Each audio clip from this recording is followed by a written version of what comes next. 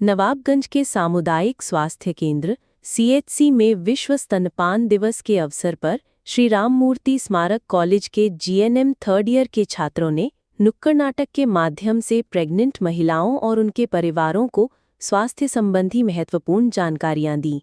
College के principal prof CB और अध्यापिका प्रगति यादव के मार्गदर्शन में छात्र छात्राओं की टीम प्रगति यादव, शिवानी वर्मा, करण मौर्य, आराध्या, तान्या, शिवांगी, सुनैना, काजल, शिवानी मौर्य, गुलशन, आनंद और उत्कर्ष ने भाग लिया। कार्यक्रम के दौरान महिलाओं को ये संदेश दिया गया कि प्रसव से पहले और बाद में डॉक्टर की सलाह का पालन करना बेहद ज़रूरी है ताकि जच्चा और बच्चा दोनों स्वस्थ रहें और किसी भी प्रकार की जटिलता से बचा जा सके। कुछ छात्राएं आई हैं, कुछ मैम आई हैं, महिला को जागरूक करने के लिए आई हैं कि किस तरह डिलीवरी होने के बाद महिलाओं को अपने बच्चों को कैसे पालना चाहिए। आइए हम जानते हैं मैम से कि क्या इसका उद्देश्य समझाने का कि जो डिलीवरी होने वाली महिलाओं को किस तरह पालन पोषण बच्चों को। मेरा नाम प्रगति यादव है। मैं सारनाथ कॉलेज से आई हूँ आज बच्चों को स्किप कराने के लिए। हम सर पूरे विश्व में WHO एक थीम देता है, उसके बिहाफ पे हम क्या करते हैं कि बच्चों को स्किप करवाने के थ्रू या फिर पोस्टर प्रेजेंटेशन के थ्रू आप अपने आसपास के लोगों को जागरूक करते हैं, जिससे कि क्या हो कोई भी माँ और उसका बच्चा अस्वस्थ ना रहे। उससे पोस्टर से लेके उसको ब्रेस्ट फीडिंग से क्या क्या लाभ होते हैं, क्या क्या उसकी नहीं कराने के क्या क्या हानियाँ हो सकती हैं। जैसे कि इसमें होता है कोलेस्ट्रॉल, जो पहला गाढ़ा चीला माँ का दूध होता है, उसको पिलाने में बच्चों को क्या होता है कि उसकी एंटीबॉडीज़ डेवलप होती हैं जो कि उस बच्चे के लिए पूरी लाइफ टाइम के लिए काम करती है। तो आज हमारे बच्चों ने यहाँ पे आके ये सारी चीज़ें बताई हैं। इनका बस इतना ही उद्देश्य है कि ज़्यादा से ज़्यादा लोगों तक हमारे ये मैसेज जो है पहुँचे। महिलाओं को जागरूक किया जाए कि महिलाएं अपने बच्चों को कैसे पालन पोषण करें। जी, महिलाओं को जागरूक करना बहुत ही ज़रूरी है। उसमें उनकी महिलाओं के साथ साथ उनके घर वालों की भी उतनी ही हिस्सेदारी होती है, उतनी ही भागीदारी होती है, क्योंकि एक महिला अपना ख्याल तब तक ही रख सकती है जब पोषण चाहिए होगा, सारी चीज़ें हो पाएंगी। उसको काम कम करना है, कैसे उसकी लाइफ प्लान करनी है, ये सारी चीज़ें घर वालों कई महिलाएं हैं जो अपने आप ही डॉक्टर बनने की कोशिश करती हैं, उनका बच्चा एक्सपायर हो जाता है या स्वयं खुद वो एक्सपायर हो जाती है, उनके लिए आप क्या कहें?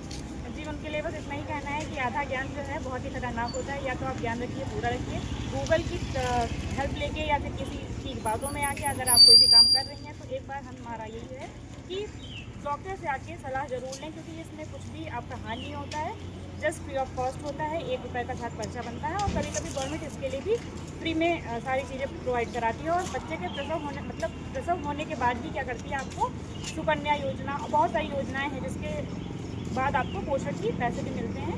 तो हमें यही कहना है कि अपने आप से डॉक्टर नहीं बनना है, किसी भी तरीके के बहकावे में नहीं आना है, बस आगे डॉक्टर से। जो प्रेग्नेंट महिला है, आपका उद्देश्य है कि वो पहले अपने नज़दीकी अस्पताल जाए, से जाए या कोई अस्पताल के लिए डॉक्टर की सलाह से ही सारी आगे की जो कार्यशैली वो पूर्ण है। जी, हमारे जो यूपी का कह लो या फिर WHO का कह लो, ओवरऑल इन्होंने 4 विजिट बताई हैं। जो एक महिला होती है जब प्रेगनेंसी कंसीव करती है उसमें 4 विजिट होती हैं, उनके ट्राइमेस्टर्स के अकॉर्डिंग वहाँ पे क्या करना होता है, विजिट करना होता है।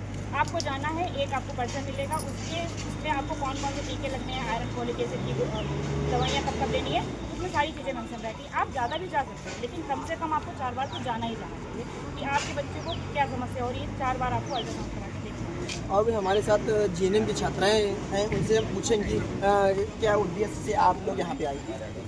क्या नाम है आपका? मेरा नाम शिवानी वर्मा है। हम जीएनएम थर्ड ईयर की छात्र हैं और हम अपने सारे क्लासमेट्स के साथ ब्रेस्ट फीडिंग में हमें ये समझाना चाहते हैं कि जो होती है मतलब बहुत ही उनको टेक्निक नहीं पता होती कि बच्चों को कैसे लेते हैं, कैसे ब्रेस्ट फीडिंग कराते हैं। तो ये सारी चीज़ें उनको बताने के लिए, अवेयर करने के लिए हम लोगों ने ये छोटी सी स्किट। जैसा कि देखा है, एक सिस्टर भी यहाँ पे मौजूद है, उनके छोटा सा बच्चा भी उनके हाथ में है। ये किस तरह से समझाएंगे किस तरह के अपनी माँ को, अपने बच्चे को या अदर व्यक्ति को कैसे लेना चाहिए। क्या नाम है? मेरा नाम शिवानी मौर्य है। हम आज आपको ये बताएंगे, जैसे बच्चों को अगर लेना है तो हम उसको एकदम से नहीं ले सकते हैं, उसको आराम से लेके के नीचे हैंड को लगाना है ताकि बच्चे के जो गर्दन है वो नीचे झुके ना, क्योंकि इससे बच्चों को दिक्कत होगी, आपको भी बाद में दिक्कत होगी। तो हमें अपने बच्चों को आराम से लेना है और ज़्यादा मतलब कि एकदम भागा दौड़ी कुछ भी नहीं करना है। बच्चों को अच्छे से देखभाल करनी है, उसको टाइम से उसको दूध देना है।